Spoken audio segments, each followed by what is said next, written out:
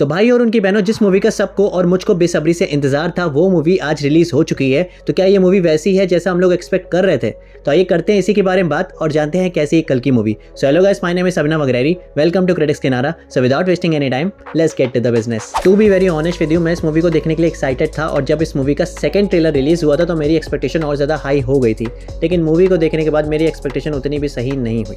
और जिस चीज़ को देखने के लिए मैं इस मूवी में सबसे ज़्यादा एक्साइटेड था वो है अश्वत्थामा प्लस महाभारत की जो फ्लैशबैक की स्टोरी दिखाई जा रही थी।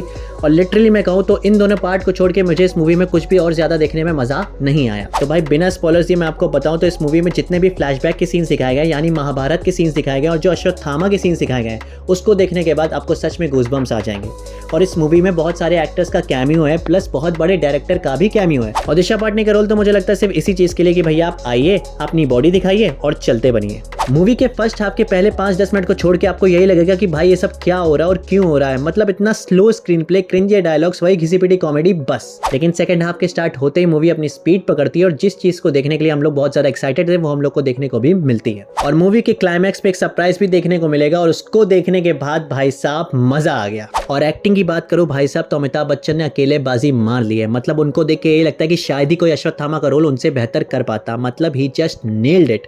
और उनकी वॉइस में इतना पेन होता है कि भाई मुझे अमरता का श्राप है, मुझे इन छोटी मोटी चोट से फर्क नहीं पड़ता। और कमल हसन का रोल थोड़ा कम है लेकिन जितना भी है उन्होंने उसमें अपनी छाप छोड़ दी है। बाकी दीपिका और प्रभास का रोल अपनी अपनी जगह ठीक है, लेकिन मुझे सबसे ज्यादा पसंद अश्वत्थामा ही है। ओवरऑल यही बोलूंगा कि मूवी के फर्स्ट हाफ के पहले स्टार्टिंग के 5-10 मिनट को छोड़ के फर्स्ट हाफ पूरा बेकार है और सेकंड पार्ट ने मूवी को बचा लिया भाई। लेकिन जिस तरह से इन्होंने महाभारत की स्टोरी दिखाई है उसमें क्या कमाल के VFX और CGI का यूज किया है। और जिस तरह से मूवी की इस कहानी में, कल्कि की कहानी में उन्होंने महाभारत की कहानी को जोड़ के उन्होंने जिस तरह से रिप्रेजेंट किया है, उसको देखने के बाद आपको यही लगेगा कि भाई मेरे पैसे वसूल हो गए। तो भाई सब कुछ देखने के बाद एंड में बस यही कहने को दिल कर रहा कि भाई कोई नागेश्विन से जाके बोले कि भाई कल्कि की प्रोजेक्ट को छोड़ो और महाभारत ऐसी बनाने की सोचो। क्योंकि अगर इतने कम सीन्स को देखकर इतना अच्छा गूज़बम्स फील हुआ और इतना ज्यादा मजा आया तो सोचो जब पूरी महाभारत ऐसी देखने को मिलेगी तो भाई तहलका मच जाएगा।